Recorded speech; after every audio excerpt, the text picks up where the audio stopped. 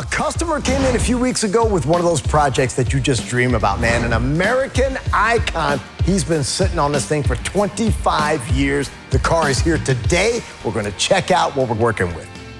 When counting cars disappeared, so did Danny Koker, or so fans thought. The man who transformed rusted wrecks into million-dollar masterpieces vanished from TV, sparking endless speculation. Was it personal struggles, legal troubles, or something no one saw coming? But just when the world moved on, Danny staged a comeback that shocked everyone. Danny is back. Oh, my Lord. And his next move? It wasn't just unexpected, it changed everything. Today, we reveal how Danny Koker rebuilt his empire, and why some fans say he's unrecognizable. The day the engine stopped roaring, what really ended counting cars? December 14th, 2021. Counting Cars airs its final episode, but no one realizes it's the end. No grand finale, no farewell special, just one last Mustang restoration, and then silence. The cameras shut off. The crew packs up. Danny Koker walks out of Count's Customs like it's any other day, but he never comes back. Fans wait for news of the next season, but it never arrives. After nearly a decade, 153 episodes, and millions of loyal viewers worldwide, the engines stop roaring. So what happened? A reality show that was making $15 million a year, pulling in millions of viewers per episode, and dominating hundreds of countries doesn't just disappear. Was it burnout? A lawsuit? Network politics? Or something they didn't want you to know? Let's break down the real reason Counting Cars went from a TV empire to a ghost town overnight. Counting Cars was more than a show, it was a phenomenon. Since it roared onto the History Channel back on August 13th, 2012, it turned Danny Koker into a household name. You couldn't flip through channels without seeing him tearing down the Vegas Strip, hunting for beat-up classics to flip into jaw-dropping masterpieces.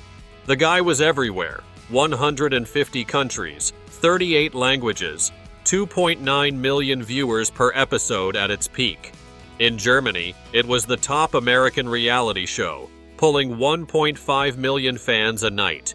Danny wasn't just counting cars, he was counting cash, with the shop raking in $15 million a year by 2019. So why would the History Channel pull the plug on a gold mine like that? Was it money? Drama? Something darker? Hold that thought, because the truth is juicier than a V8 on overdrive. Rumors started swirling faster than a burnout at a car show. Some said Danny burned out, 18-hour days, no breaks, dropping 35 pounds from stress alone. Others whispered about legal trouble, a $2.7 million lawsuit from 17 clients in 2021 that hit like a sledgehammer. Overcharging claims, shady promises. Count's Customs was under fire, and Danny's name was in the headlines for all the wrong reasons. Then there's the network angle. Fans noticed Season 10 was short, only 10 episodes, not the usual 26 or 30. No big finale, no goodbye, just a quiet fade-out with Mustang Madness on December 14. Did the History Channel ditch it because car sales were up 3% that year, and they thought the hype was over? Or was it something they didn't want you to know? Maybe Danny walked away himself, fed up with staged drama, like that time in 2019 when he stormed off set over a fake fight. You're dying to know, right? Well, don't hit pause yet. Here's where it gets insane. Danny didn't just vanish. At 61, when most guys are kicking back with a beer and a fishing rod, he flipped the script. The show's dead, sure, but what he did next? It's bigger than Counting Cars ever was. Lawsuits couldn't stop him. Stress couldn't break him. The History Channel thought they had closed the garage door, but Danny? He kicked it wide open. What's he up to now? Oh, you're not ready for this, but stick around, because the Count's next chapter is about to blow your mind. Was this really the end of Danny's story? Not even close. From gospel stages to grease-stained hands, the Count's unlikely origin. Let's kick this off with something you'd never expect. At 11 years old, Danny Koker wasn't wrenching on a hot rod or cruising the Vegas Strip. He was belting out gospel tunes on the stage of Carnegie Hall. Yeah, that Carnegie Hall, the legendary New York spot where the biggest names in music make history. Picture it, a kid with a voice so pure it could hush a crowd, standing under those lights, his family's band, the Koker family, backing him up. You're thinking, wait, what? The guy with the beard and the choppers started out singing hymns? Oh, you bet he did. And that's just the tip of the iceberg when it comes to the wild road Danny's traveled. How does a gospel-singing kid turn into the king of custom cars? Stick with me, because this origin story is anything but ordinary. Danny Koker came into this world on January 5, 1964, in Cleveland, Ohio, born into a family where two passions ruled the roost: music and motors. His dad, Daniel Nicholas Koker Sr., wasn't just any guy. He was a singer, songwriter, and pianist who toured with gospel heavyweights like the Weatherford Quartet and the Cathedral Quartet. But here's the twist. He also clocked in at Ford Motor Company as an executive, surrounded by engines and assembly lines. Cars were in the blood. Uncles, cousins, even family friends, all tied to the auto industry. Little Danny grew up with grease under his nails and melodies in his head. A combo that sounds weird until you realize it's what made him him. By 8, his dad handed him a motorcycle. Not some shiny toy, but a real-deal cruiser. Most kids would have just ridden it. Not Danny.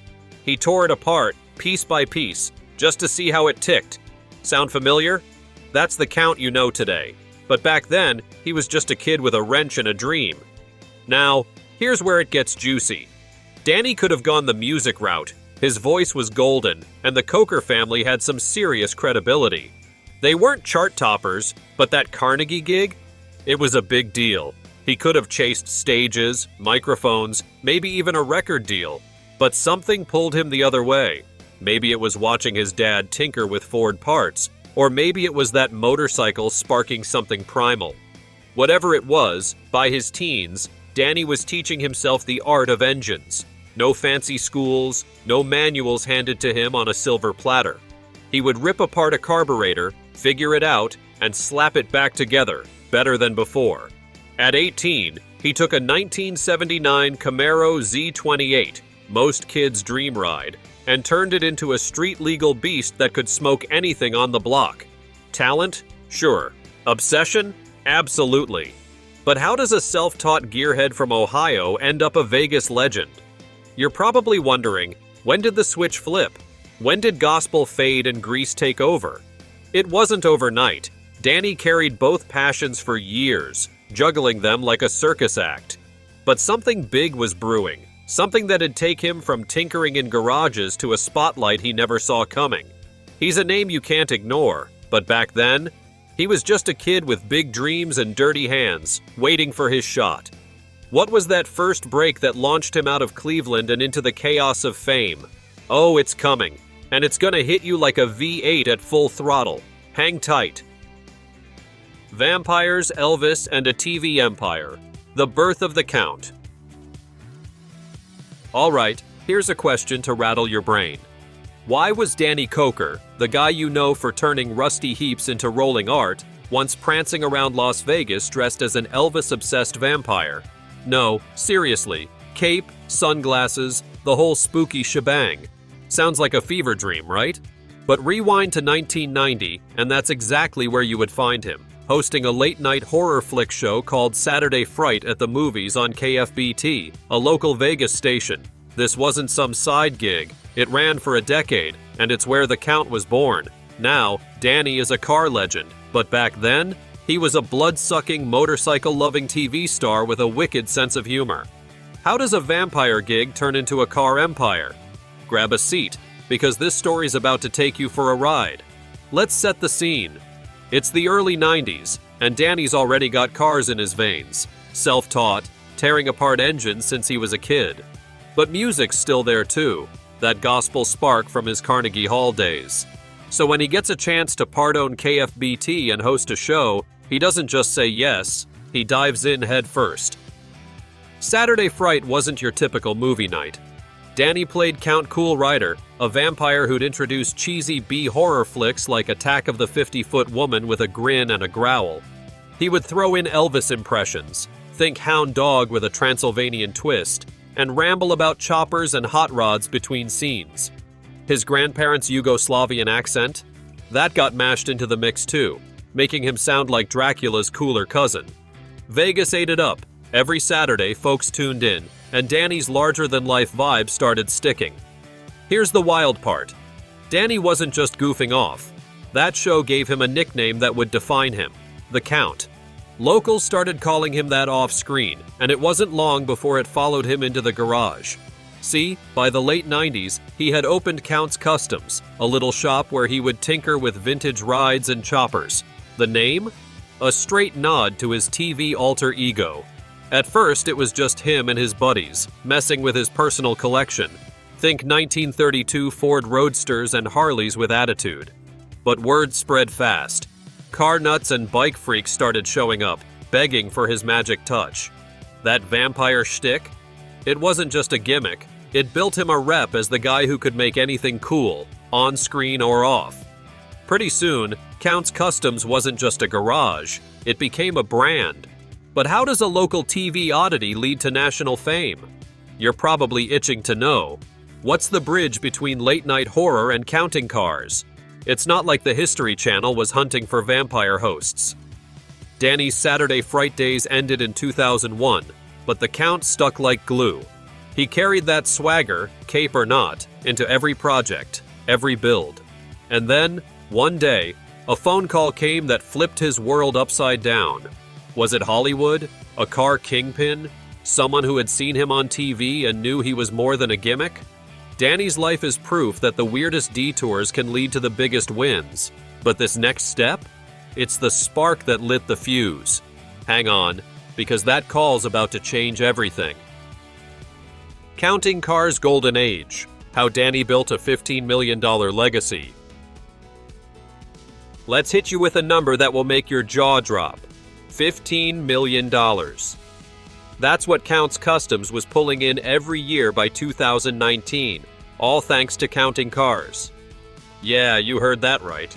Danny Koker, the guy who started out singing gospel and playing vampire on local TV, turned a Vegas garage into a cash-spewing empire. At its peak, the show became a global juggernaut, airing in over 100 countries, raking in almost 3 million viewers a night, and making Danny the Count a name you couldn't escape. Fame, fortune, fast cars, he had it all, and you couldn't turn on the History Channel without seeing him peel out in a custom ride. But how did a self-taught gearhead build this golden age?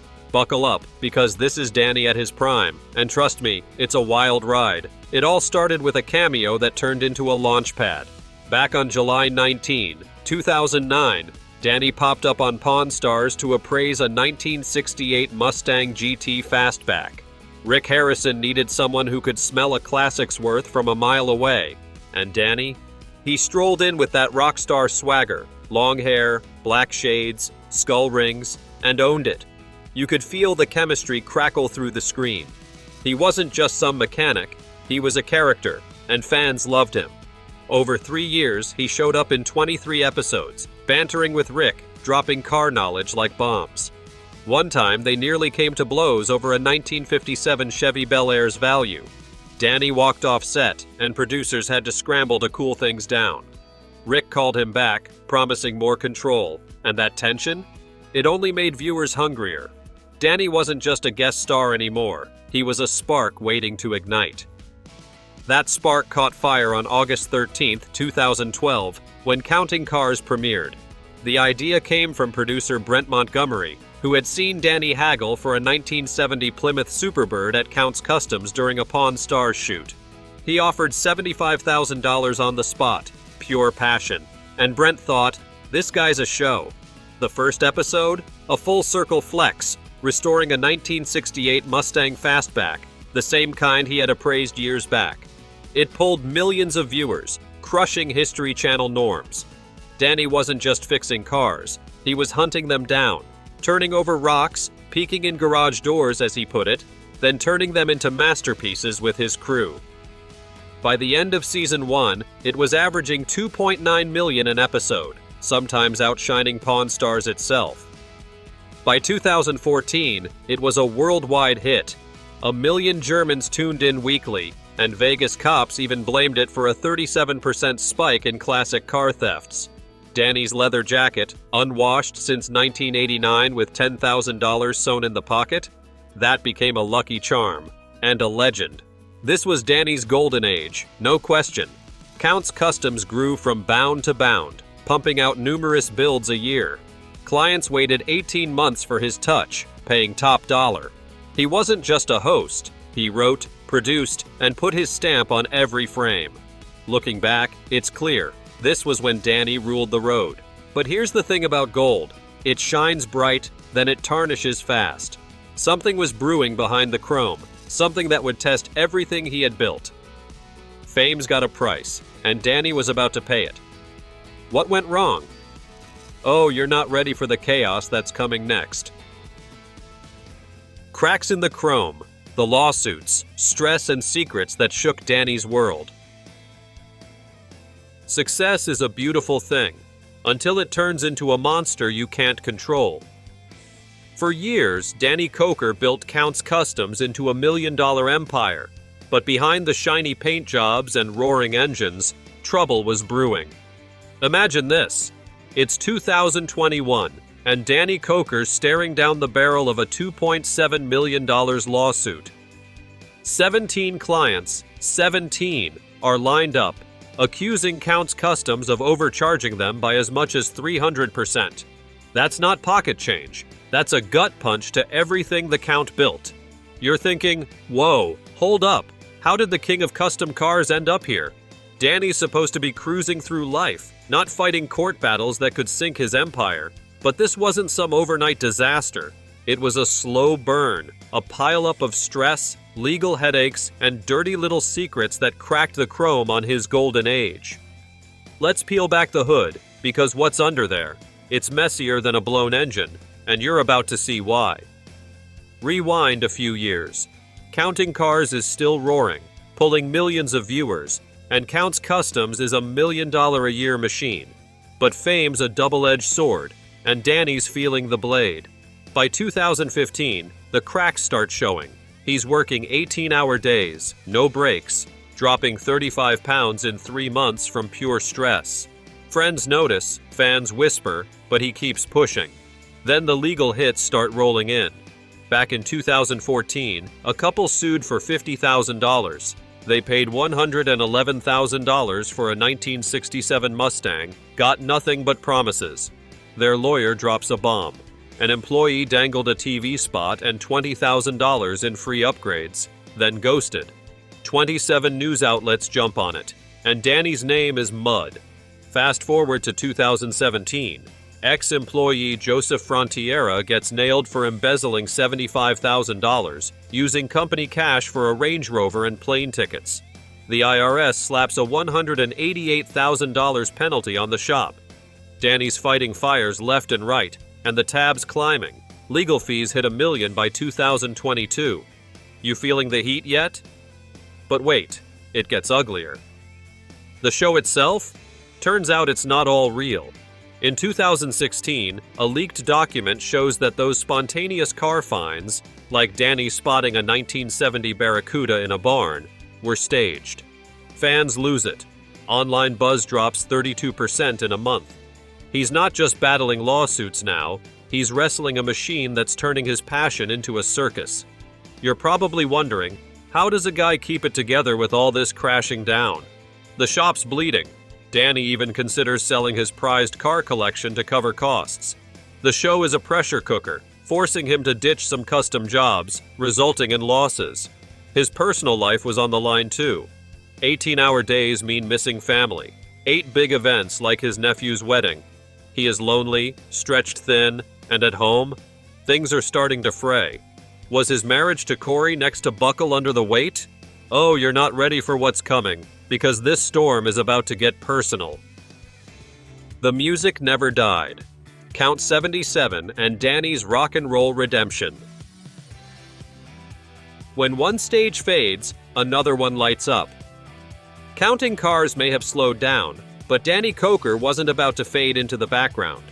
Instead, he cranked up the volume, literally. Fast forward to 2024, and he's standing center stage at the Strip in Las Vegas. Thousands of fans are screaming his name, the air is electric, and he's belting out a gritty rock anthem with his band, Count 77. The guy is over 60, but he's shredding it like he's 25. Leather jacket, shades, that iconic beard swaying as he owns the mic. You're thinking, wait, isn't this the car guy? Oh, absolutely. But here's the shocker. While Counting Cars was fading, Danny was cranking up the volume on a whole other passion. The music never died, folks. He's rocking harder than ever. How would he trade wrenches for riffs and turn it into a redemption story? Let's crank it up and find out. Count 77 kicked off in 2013, born from a spontaneous jam session in a Vegas club. He grabbed some local heavy hitters, guitarist Stoney Curtis, bassist Barry Barnes, drummer Paul DeCibio, and later Tommy Paris on keys, and they clicked. Hard rock with a 70s soul twist, all grit and groove. At first it was just fun, middle-aged guys blowing off steam. Danny didn't think much of it. He was still deep in Counting Cars. But Shrapnel Records caught wind through Curtis, and bam, 2014, they dropped their self-titled debut. 13 tracks, recorded in a studio Danny hooked them up with, hit the scene that August. It wasn't a chart topper, but it cracked number 26 on Billboard's hard rock chart. My Detroit got radio play, and suddenly, Danny's a legit musician, not just a mechanic with a mic. The band didn't stop. In 2016, they hit the road, about 50 shows across the US pulling good cash. Their second album, Soul Transfusion, dropped in 2017, climbing to number 15 on the hard rock chart, with Summer of 77 peaking at number 22 on mainstream rock. By 2018, they're rocking 40,000 fans at Rocklahoma, and Danny's living his dual life, cars by day, stages by night. Right now, he's got 4 albums under his belt, over 500,000 records sold, and even launched the Count's Rock Cruise, a sold-out ship gig with classic rock legends. Fans can't get enough. Imagine sailing with Danny, beers in hand, as he rips into a solo. Count 77 became a lifeline, pulling him out of the Counting Cars wreckage.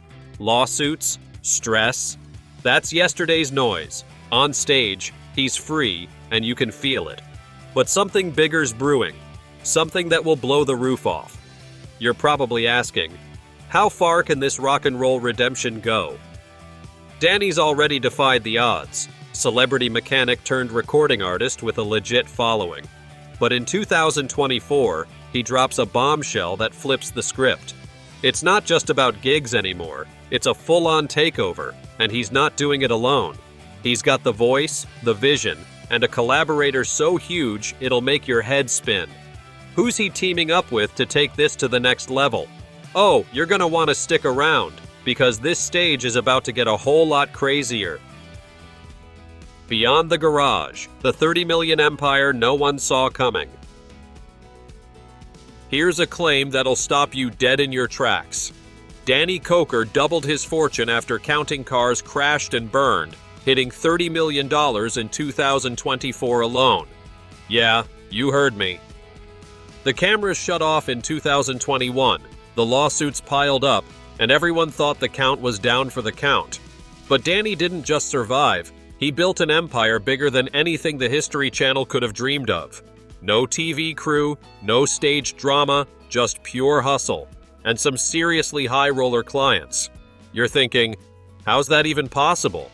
Well, grab your shades, because Danny's post-garage glow-up is blinding, and you're about to get the full tour of this wild ride.